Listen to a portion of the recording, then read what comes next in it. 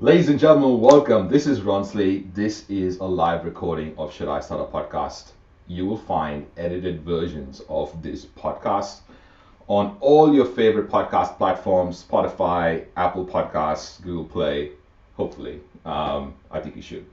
And it's called Should I Start a Podcast for my business. So if you are a business owner and have a podcast and want to know how to get more listeners, more credibility, more revenue, that's where you go to find that.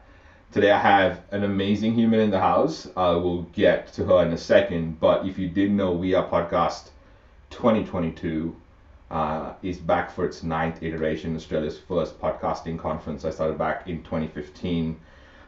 This year, 10th and 11th of November.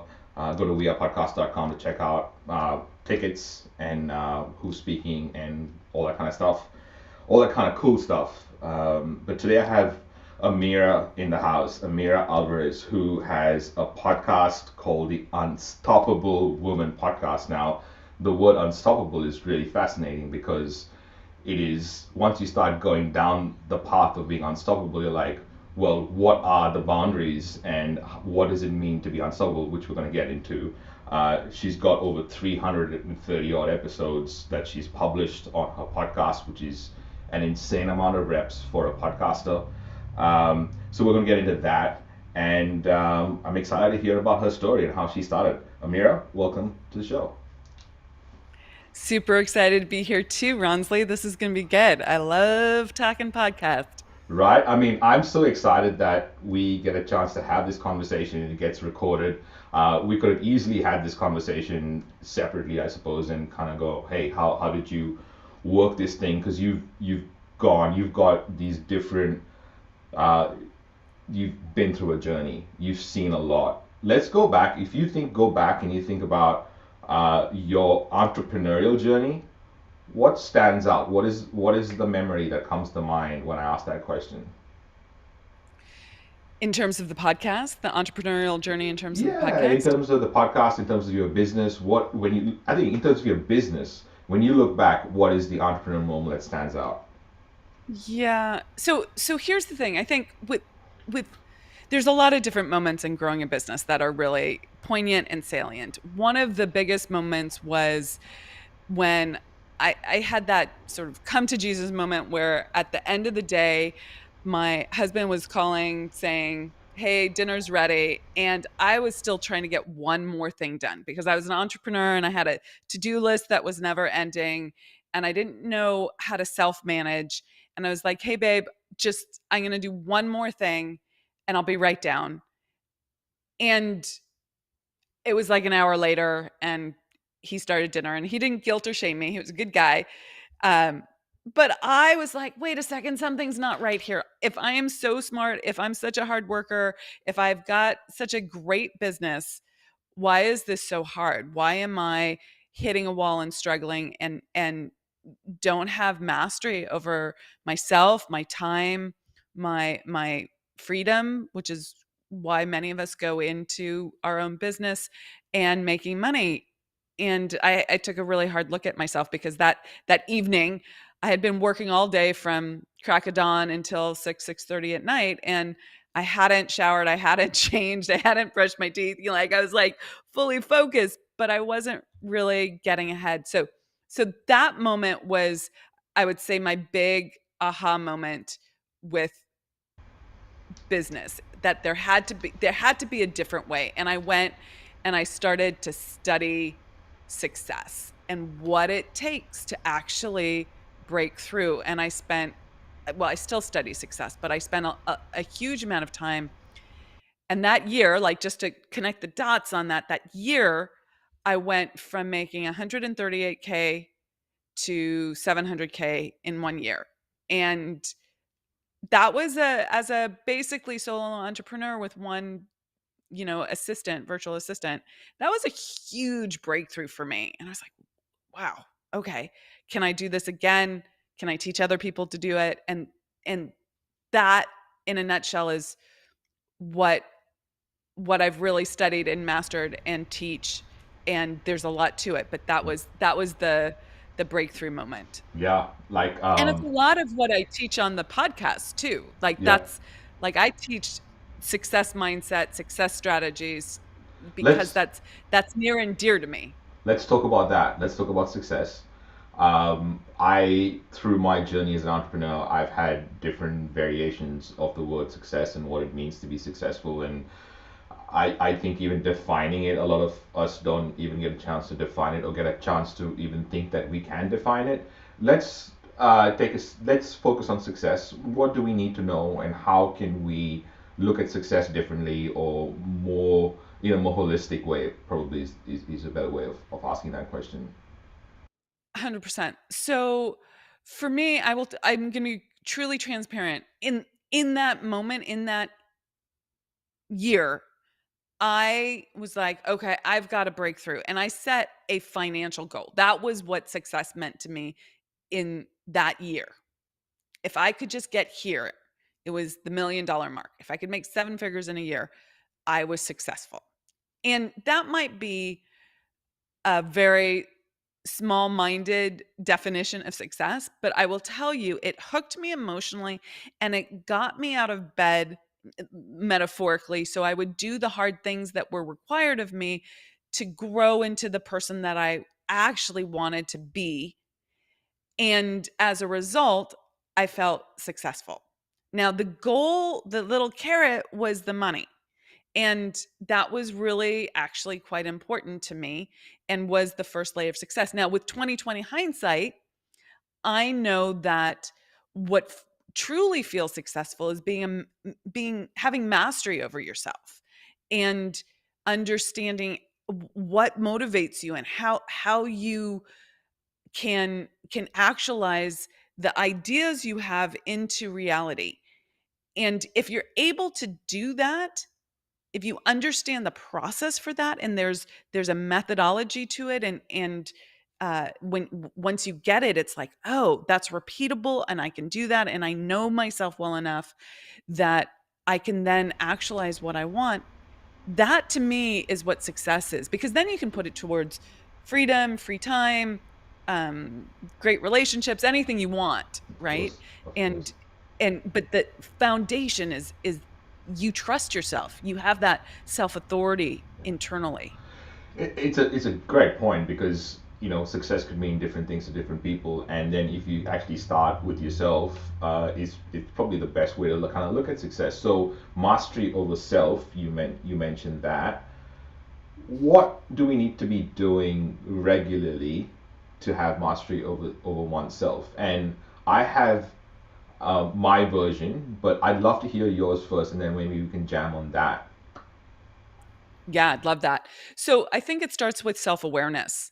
Like you have to have a level of willingness to look at yourself and in a way that then becomes an applicable plan rather than just navel gazing. So it doesn't work to not look at yourself and think that the outside is the only thing that matters.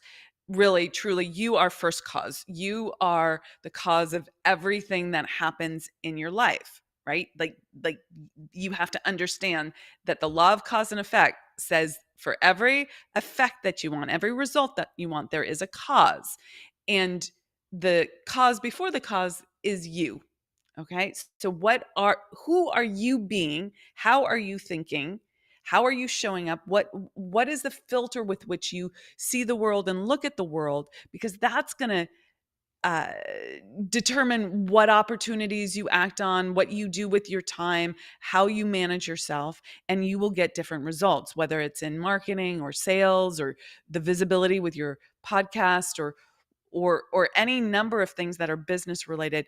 I think it does start with self awareness and then understanding how to take that awareness and apply it to what you want and be willing to change who you're being. So that means you have to change your beliefs about yourself and the way the world works and your identity and self-image in order to not keep doing the same thing you've always done but do something different. Wow, that was baller. Okay, so I am on 100% on the same page. I feel like one of the things you mentioned, self-awareness, you mentioned filtering the world, and then using that to apply that to something that we want to do. I, for one, had responsibility, which is kind of simple. It's similar to like self-awareness, like taking responsibility of the fact that you wanna understand yourself better. I mean, self being a master of yourself, I suppose, and then having perspective, and then doing the reps to find what that perspective looks like. So that's why the podcast is such a huge component for me in this whole piece, because the part about the podcast that I like a lot is it gets me to refine my argument. So if I'm saying something for a while, I have the like people have the opportunity to kind of go, hey, dude, that doesn't make sense. Explain yourself. Or why did you say it that way? Is there another way to look at it? And maybe there is. And that's why having these conversations are so beautiful for me, actually. They kind of fill me up. And I wonder what the podcast does for you, and how does that fit into Amira's world and Amira's business? Yeah. Great question, Ronsley. So I just want to affirm first, like the personal responsibility angle, the perspective angle. I use the frame, the law of relativity. I learned these foundational laws of success, and they help me understand how to show up powerfully in this world and make successful decisions. And changing your perspective is such a key component to that. And then what you said about the reps, man, persistence is such a key thing. And putting in the reps is freaking huge, right? You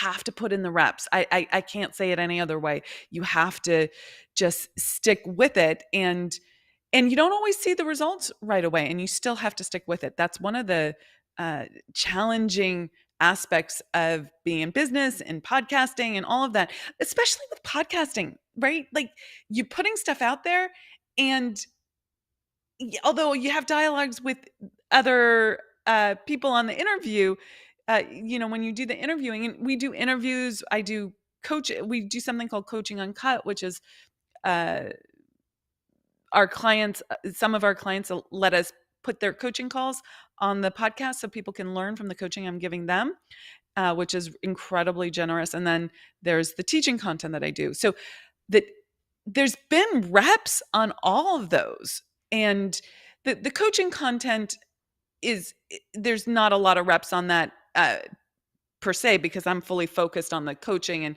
but I put my reps in before. On the podcast, I had to learn how to interview.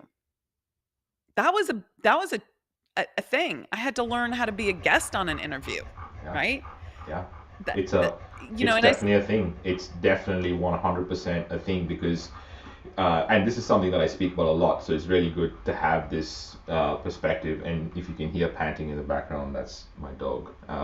And for whatever reason, I'm having the worst tech day. So excuse the audio. I'm not even sure if everyone can hear the bad audio. But anyway, let's. I think the perspective that you're talking about and the reps that we were kind of getting into is so vital, because we get into a certain way of thinking, and if we don't have a chance to sort of soundboard that, we can't give that perspective to someone else. So having the podcast and being a good interviewer, like you mentioned, is so vital, because we are business owners learning to be podcasters.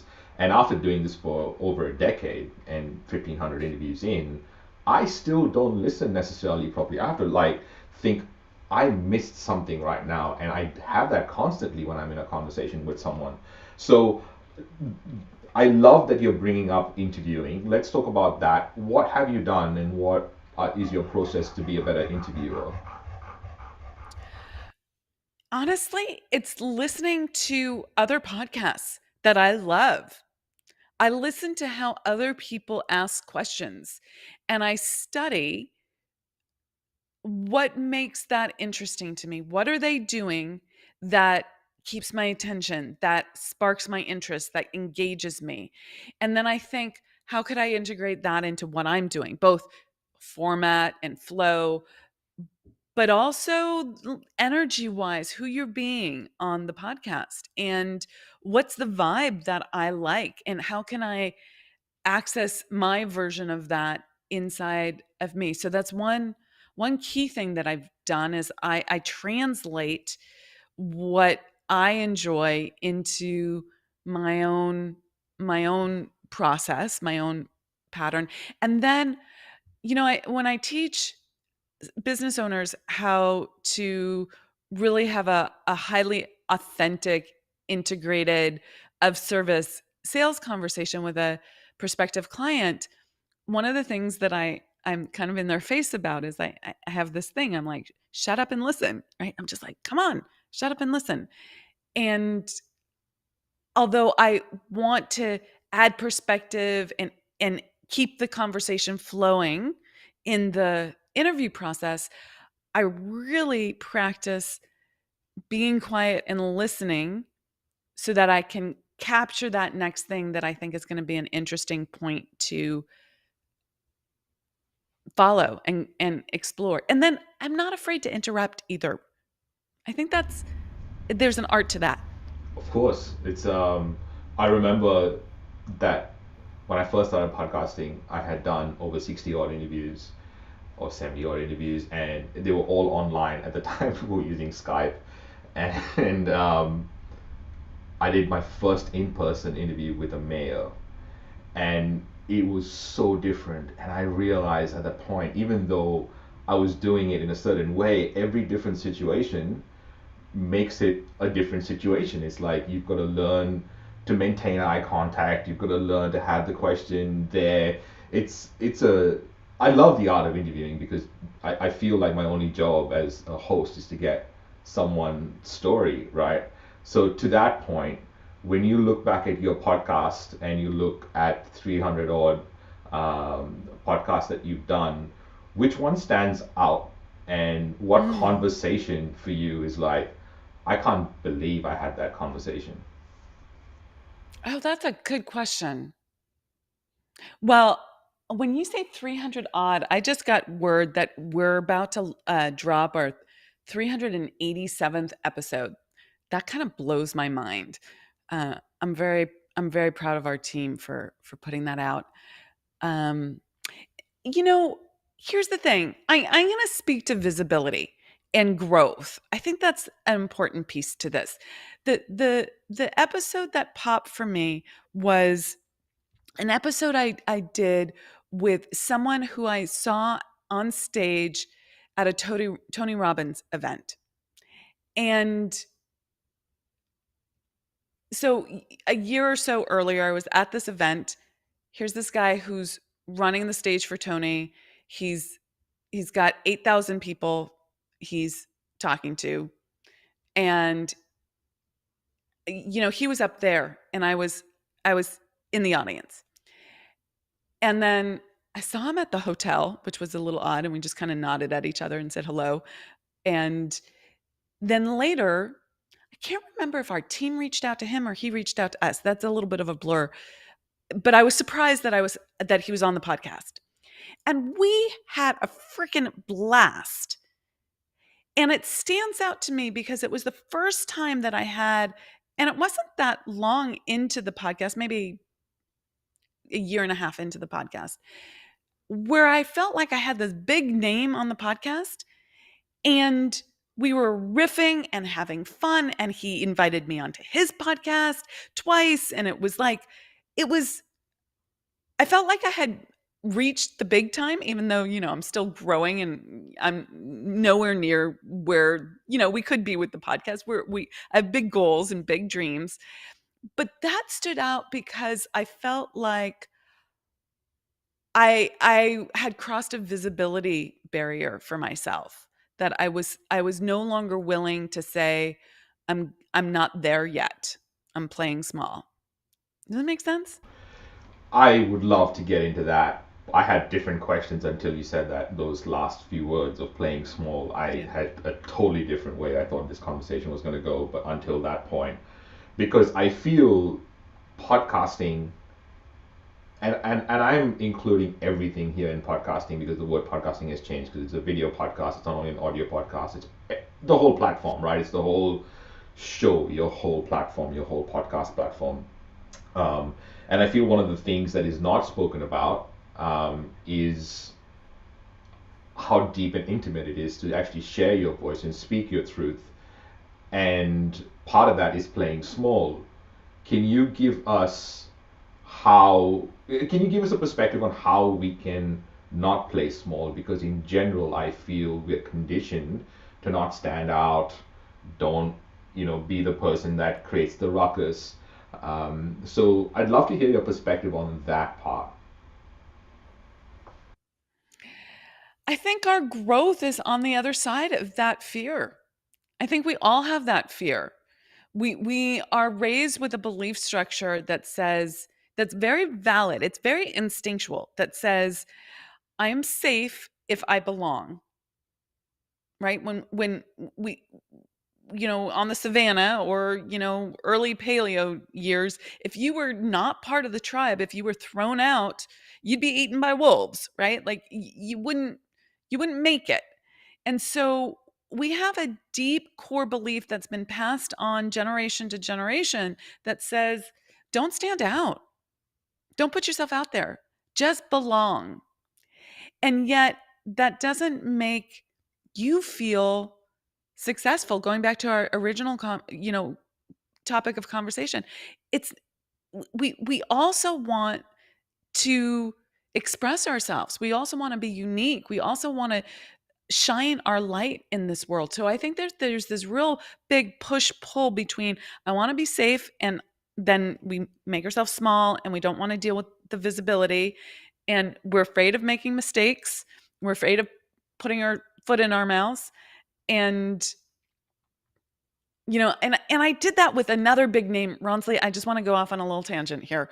I had another big name on my podcast, and I did all this research on him, and it turns out he was just on a book tour and was going to give me, 20 minutes for dropping the talking points, which was not the best kind of podcast. I don't know if you have ever had that experience where it's not a real conversation; it's just like a talking point.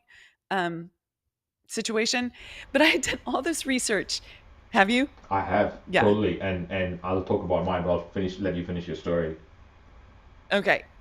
And so here's this big name, and I'm kind of thrown by how he's just doing this talking points kind of thing.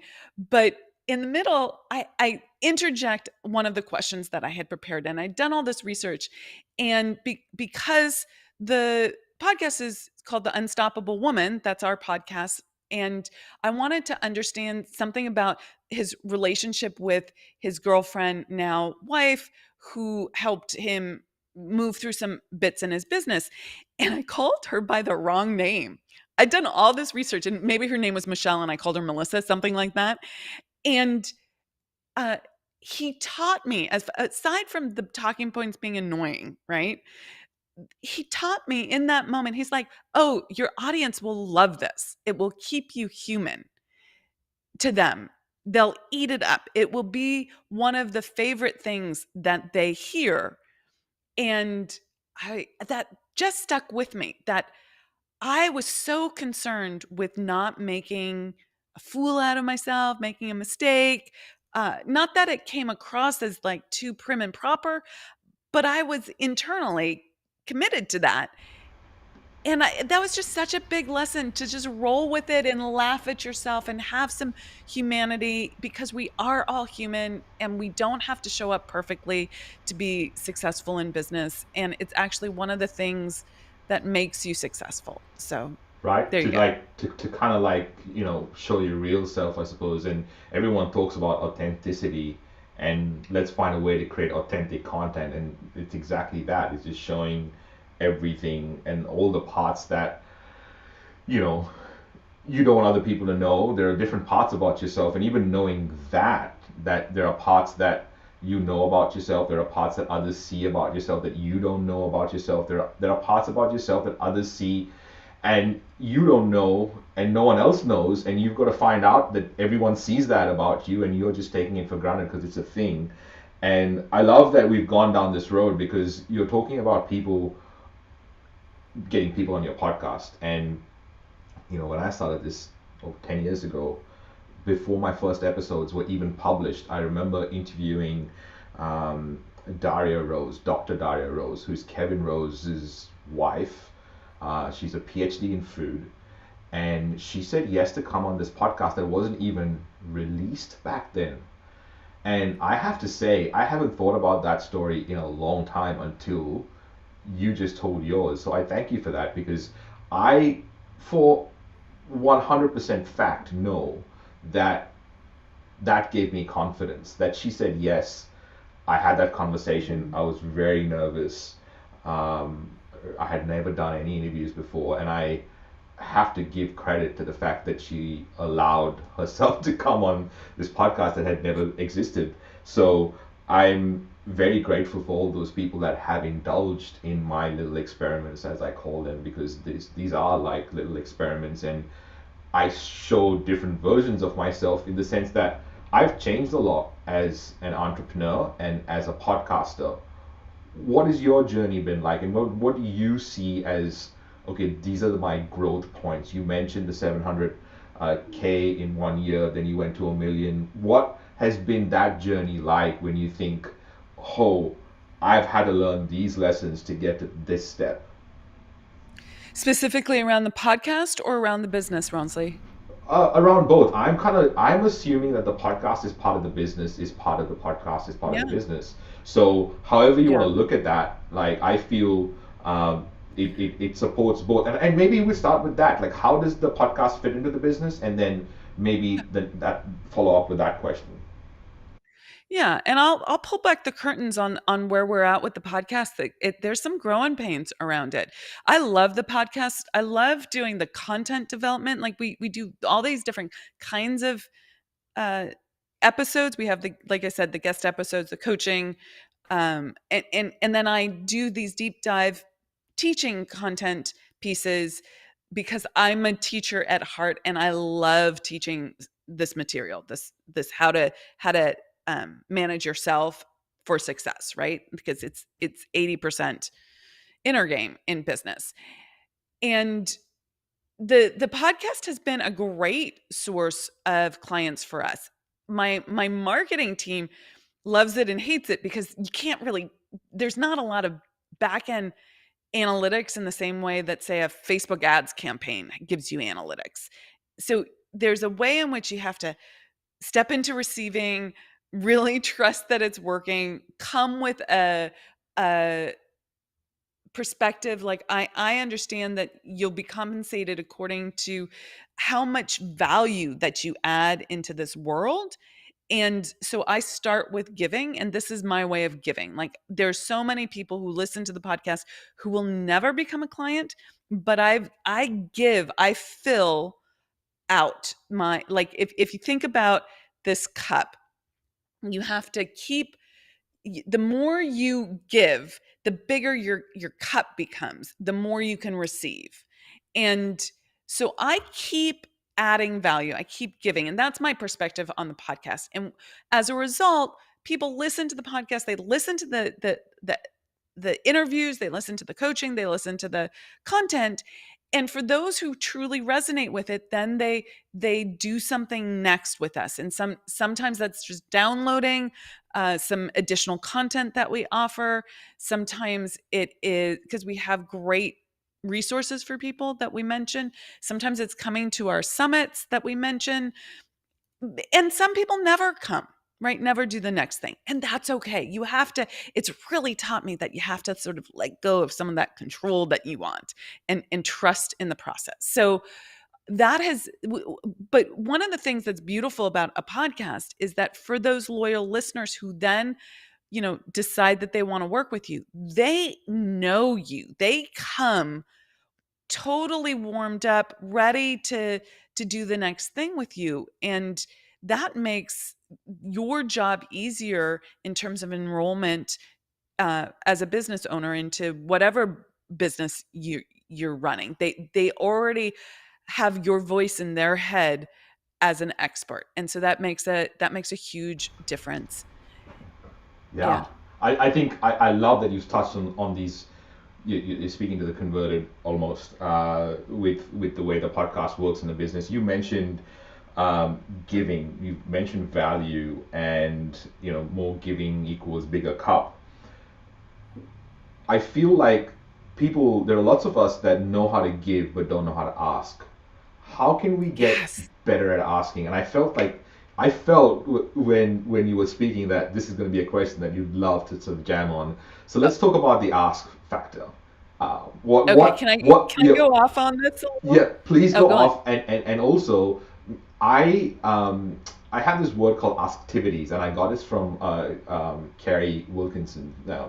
It's her term, and I feel like business owners need to have these activities in their regular, weekly, daily, monthly sort of reps. If you had to break down activities, what would that be? So maybe you riff and then get to some point where you kind of talk about what are the regular activities that we can do as a business owner or podcaster. As a podcaster, I'm just going to straight up say it. And we've done this well and not well. Okay? So owning that. Uh ask people to do the next thing with you. And whether that's subscribing, liking, downloading, sharing with friends. All of those are things, very easy things. Doing reviews, those are asks on the podcast that help grow the podcast. In addition, you want to regularly ask for people to take the next step with you. So I will often do a content episode on the podcast and then say, if you want we're going to pull together a worksheet that outlines what I've just taught. If you want to download that worksheet, go to theunstoppablewoman.com/e whatever 387, right? The episode number. And not everyone will do that, but some people will, and they want that next thing, and then they're on your email list. So that's a regular ask for us. And then additionally, we do asks on the podcast, particularly around events that we're doing. Because one thing that I love to do is teach. So we have a 3-day summit called the Seven Laws to Seven Figures Summit, and so we regularly share about that and invite people to come to that. It's not all the time. It's not ridiculous. It's not like push, push, push, but you do need to put it out there or nobody knows. You have to let people know what's what's next for them. And some will come, some will not, and it's all good. It's all good. So now can I riff on asking and receiving? Yeah. Please go, please. Did you have something on that you wanted to speak to? No, no, I think you were absolutely on point. I wish you just kept going. So riff on asking, like just keep going. I feel like that was just the foundation for what was to come next. So please keep going. Okay. So we all have a masculine essence and a feminine essence in us. And the masculine is very directive, it's very linear. It's the part of us that asks, that goes out into the world and hunts. Okay? That's the masculine essence. And so you have to tap into that and be able to ask. Now you also need to tap into your feminine essence, which is what allows you to receive. And you have to be able to open to that. It's like the womb. It's that part that nurtures and receives.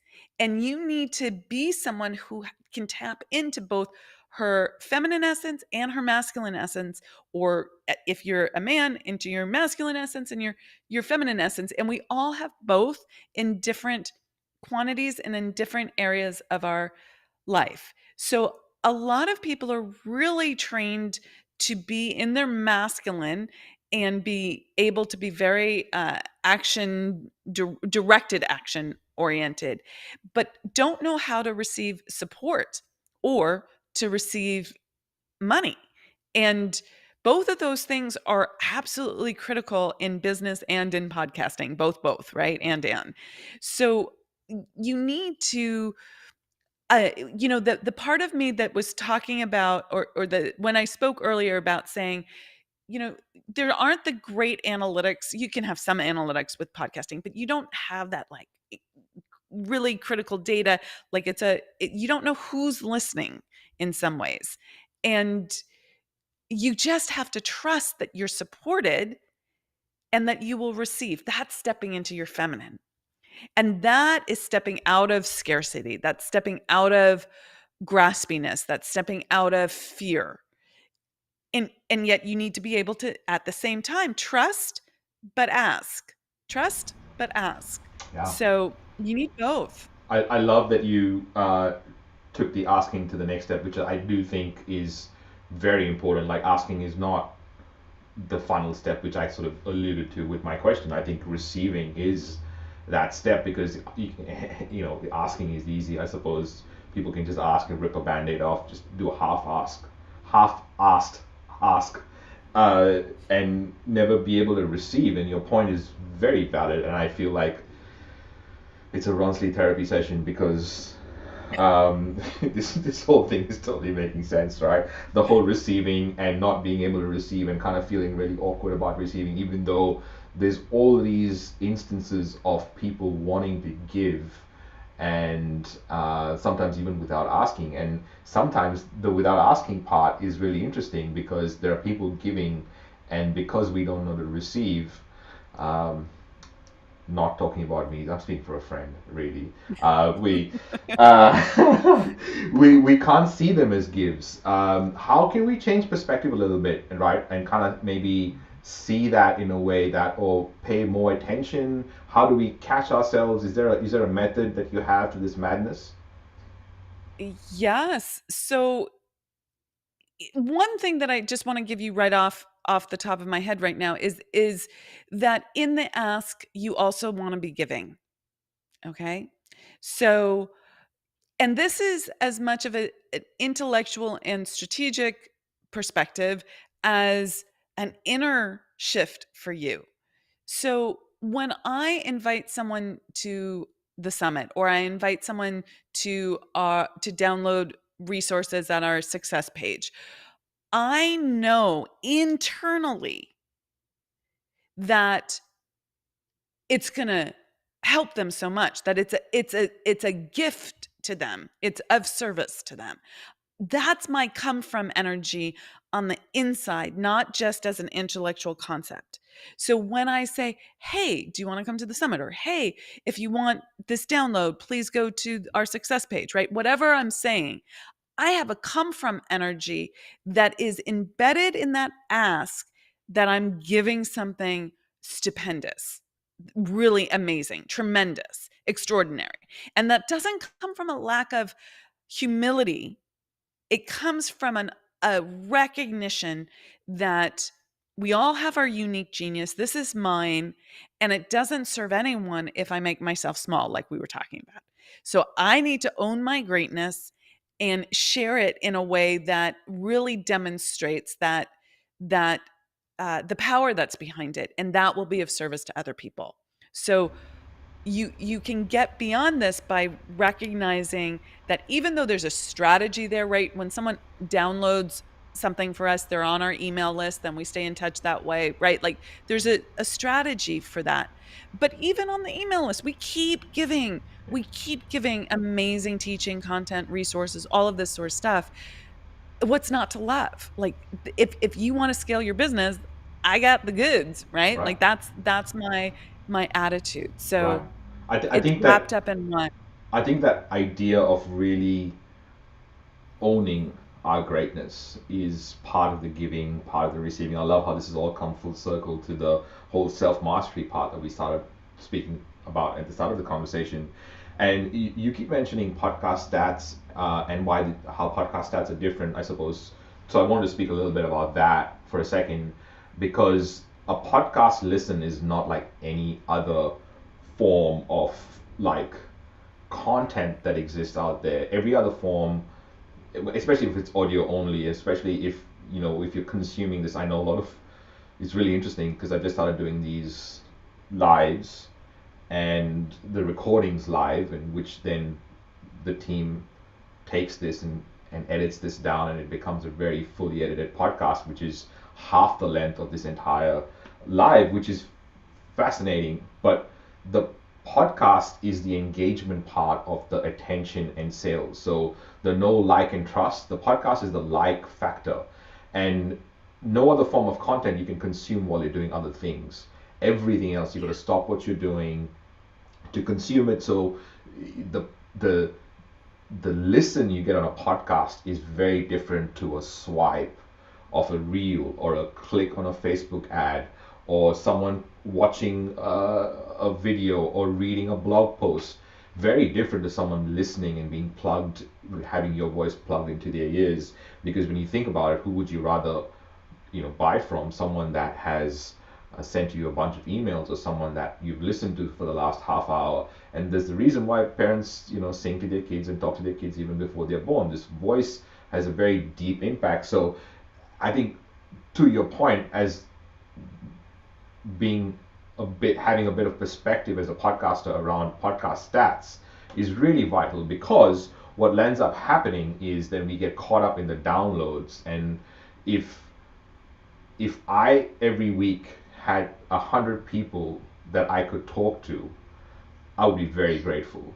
But for some reason, 100 listeners a week is not a grateful amount for a new podcaster who's never done a podcast in their life before. It's really weird how we have these um, boundaries that we put on ourselves. So maybe I'd love for you to talk about that, because I think that that is your jam. The idea that we put these little boundaries and we stop ourselves, right? And we want to be more unstoppable. And I suppose the starting point is removing the boundaries.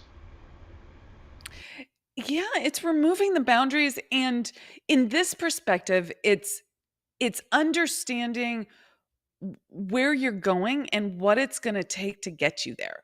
And I would can we turn the tables and give you the mic for a moment, or again, because you're the expert in building the podcast. My strategy has been give good content, do it consistently, do it 3 times a week, put it out there, and love what I'm doing. That's been my strategy. Okay, maybe a little bit more than that, but full transparency, you know, it's been a wing and a prayer a little bit, and we just recently hired a you know people who know better than we do to manage the podcast, and that's been a learning curve because they're not perfect either, and it's an evolution. So I really think, I mean, my big thing around the numbers there, Ronsley, personally, is like I look at them, I don't have a comparison mark, except I can go, okay, well, so and so has this many downloads, maybe I need that many downloads. But like it's ridiculous, and that's where people like you come into play, because I know for my clients, when they tell me like open rates or download, like conversion rates from webinars, I'm like, you're doing great, and they're like, really? I thought I sucked. And there was like, no, you have no idea in the industry Yeah. what it is. Yeah. So Let, let, let me yeah. speak to that for a second, because I feel the first most important metric any podcaster needs to look at is the reps, how many episodes they have published. Mhm. Hands down, that is the most important number. The next number from that is how many people have replied back to you, right? If you want to really keep track of the proper number, and this is why even one person replying back is amazing, is like a great thing. What do you mean by reply back? Like making a comment in a Yeah, podcast? yeah, like Okay. Cool. someone engaging with your content, which is probably one of the big mistakes that business owners don't do. They do lots of call to actions, but no call to engagements. And that's why having call to engagements in your podcast is vital. And we don't know that. We're not podcasters by trade, right? I need I needed to hear that, Ronsley. Totally needed to hear that. That's Oh my God, owning that. Okay. that Thank is you. so funny. I mean, I wanted to talk about that as initially. Like I thought to myself that I wanted to cover call to engagements in this episode, so it really happened to be amazing that it happened in the conversation. But call to engagements is when someone engages with your content that they're listening to at this moment, which is for me gold. And I find that people are listening to this and commenting on this whole live video towards the end, or like watching parts of it and saying, hey, I thought you were asking these questions for me, which is so amazing and so fascinating. And the edited version of this podcast, which gets cut down and rearranged, becomes consumable, becomes like a chapter in a book, will get released in February because this is just a recording, but it's still going live everywhere, and you've connected your socials, and I find that this method of doing it allows for more spontaneity, but also separating the recording process from the publishing process, but still having visibility right through. But the key is to kind of go, well, if you're still watching and this is still making sense, what is landing right now? Like, what have we spoken about all this time that is making most sense to you? And that is gold, because we don't know what's landing with people, right? And getting that perspective as a host is like, I pay $100 for each one of those perspectives, to be honest. And the next really important metric is, who am I interviewing who has my target market but no competitive overlap? They do different things to what I do, but they have the same audience, and I want to co-create with them. You're a great example, right? I want to co-create with you for my audience, because what you bring is not something that I would bring to the conversation. And I'm Can in my, can yeah, I ask you a question about that? please. I would love your perspective. So, because I have gone back and forth and like I've had to do my internal work on this. There are a lot of amazing uh, women entrepreneurs who are either in the same lane as me or very close. So you could say that they're competition, and I put that in quotes. Uh, and I've really worked on my internal game not to be in competition, to work on the creative plane. So can you talk to me about whether I've been uh, naive, stupid about that, like in terms of having people that are in the same, in theory that we're not. I love doing podcasts like this because we're not in the same exact lane. But like, what do you think about Yeah. the like being in the same lane with someone? I think that's the next step, and I love the abundance mindset. I think having that attitude in general is really good. However, to create for an audience that loves a perspective, right? That you care about, because you're doing it in a certain way and you're doing it different to everyone else. Now I'm in a unique position that not no one really is doing podcaster business owners. Very Mhm. specific. There's very it's very there are different people talking about monetizing a podcast, but no one's really kind of helping business owners that have a podcast grow their business using a podcast. So for me, it's different. But then for a coach, the first thought is like, oh, I have all these other coaches that I can interview. However, if we step back a bit and kind of went, who has the market but doesn't do what we do, we open parallels that other people can't open, right? Which are, Yeah. for example, as a coach, website developers, portrait photographers, co-working spaces. Those are places that people don't even think about straight off the bat, right?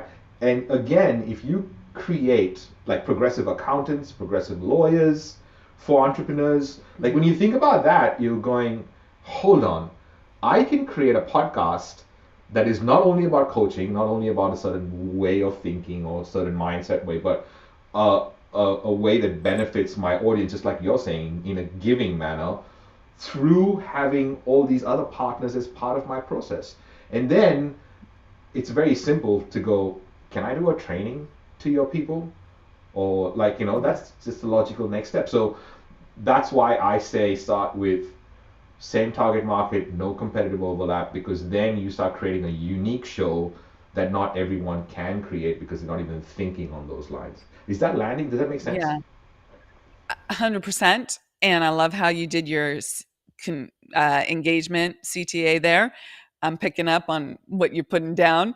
And I would say that our best, like to your point about how to build a podcast that builds your business, some of our best clients have come through, you know, being a guest and doing sort of a podcast swap with people who do speaking, speaking around coaching, or they are interior designers, or they're photographers, and these are the things that my clients are interested in, my audience is interested in also. So lawyer, that sort of vision that you've set, I just want to affirm that has totally worked for us Yeah. as a Yeah. growth strategy. Yeah, Yeah. amazing.